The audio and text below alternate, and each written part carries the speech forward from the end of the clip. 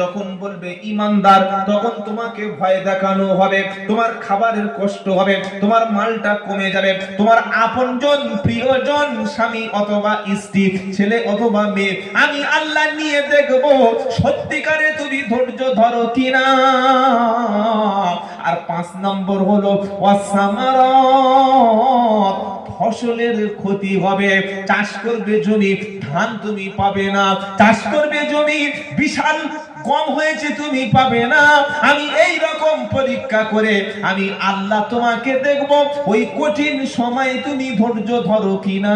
যখন একের পর এক বিপদ তোমার ঈমান আনার কারণে তোমার উপরে নেমে আসবে, তুমি দেখবে পাশের লোক বেনামাজি, পাশের লোক সুদখোর, পাশের বাড়ি বিশাল পয়সাওয়ালা, ওর কোনো বিপদ হচ্ছে না, তুমি যেন ভাববে না যে আল্লাহ মনে হয় ওর উপরে খুব রাজি, আল্লাহ ওকে সুখে রেখেছে, ওকে সম্পদ দিয়েছে, ওকে জমি দিয়েছে, ওর জায়গা দিয়েছে, ওর চাকরি দিয়েছে, ওর সুন্দর স্ট্যাটাস দিয়েছে, আর আমি নামাজ পড়ছি, হালাল খাদ্য খাচ্ছি, সত্য পথে আছি বলে আমার উপরে যত বিপদ আসছে আল্লাহ মনে হয় আমার উপরে রাজি না।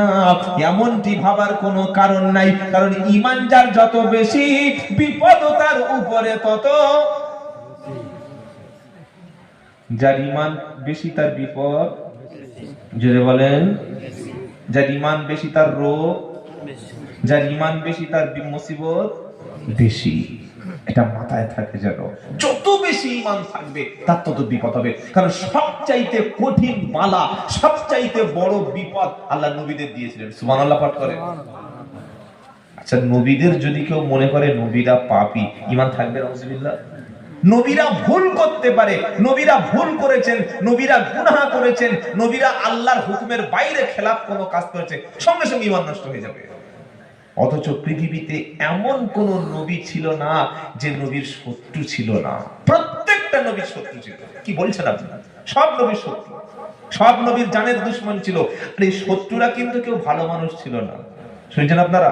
ওয়াকাদালিকা জাআল্লা লিকুল্লি নাবিয়িন আদওয়াম মিনাল মুজরিমিন। এটা 19 পারা সূরা ফুরকানের একদম প্রথম পৃষ্ঠার শেষের দিকে আয়াতটা। কোরআন শোনাচ্ছে ওয়াকাদালিকা জাআলনা লিকুল্লি নাবিয়িন আদওয়াম মিনাল মুজরিমিন। পৃথিবীতে প্রত্যেকটা নবীর আমি আল্লাহ শত্রু বানিয়ে দিয়েছিলাম। আপনার তো শত্রু থাকবে, এটাই স্বাভাবিক। শত্রু যদি থাকে, আপনি সঠিক পথে আছেন এটা বিবেচনা হবে। আল্লাহ বলছেন পৃথিবীতে প্রত্যেকটি নবীর আমি শত্রু বানিয়ে দিয়েছিলাম। মুসা নবীর শত্রু ছিল কি ছিল না? ছিল। মুসা নবীর শত্রু কে কে ছিল বলুন না? কি অবস্থা, কাদের সামনে বক্তব্য করছি আমি? কেন ফেরাউন চেনেন না? ফেরাউন দেখেন না? মোবাইলের যে ফেরাউনের পাল্লা পড়েছে, আর শত্রু চিনবে কি করে? কি বুঝলেন এই বাবাজিরা, আল্লাহ ভাইরা? এত বড় পাওয়ারফুল ক্ষমতা ফেরাউন, আল্লাহ তাকে চুবিয়ে মেরে দিয়েছে। আল্লাহু আকবার, কত ক্ষমতা! মুসা নবীর শত্রুকে ফেরাউন বানিয়ে দিলাম, আর ইব্রাহিম নবীর শত্রুকে নমরুদ বানিয়ে দিলাম।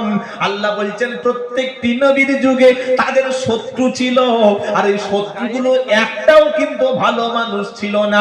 কেউ ছিল মাতাল, কেউ ছিল দেশদ্রোহী, কেউ ছিল সন্ত্রাসী, কেউ ছিল চাঁদাবাজ, কেউ ছিল জালিম, কেউ ছিল মুশরিক। তারা নবীকে অত্যাচার করেছে, নবীর উপরে টর্চার করেছে, নবীর উপরে বিভিন্ন ভাবে মুসিবতে ফেলে দিয়েছে।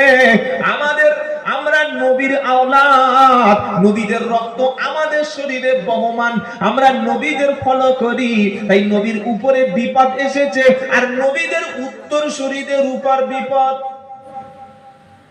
বিপদ আসবে না? আপনি যদি বলেন না আমি মডারেট মুসলিম, নামাজ পড়ি না, তবে শুকরের মাংসটা খাই না, কিন্তু আমি মুরগিটা সুদের টাকায় কিনে খাই। কি শুনছেন আপনারা? 1 জানুয়ারি অনুষ্ঠান হয় এলাকায়, গান বাজনা টুকটাক মোটামুটি। বাহ, আল্লাহ আপনাদের সবাইকে আরো উপরে তুলে দিন।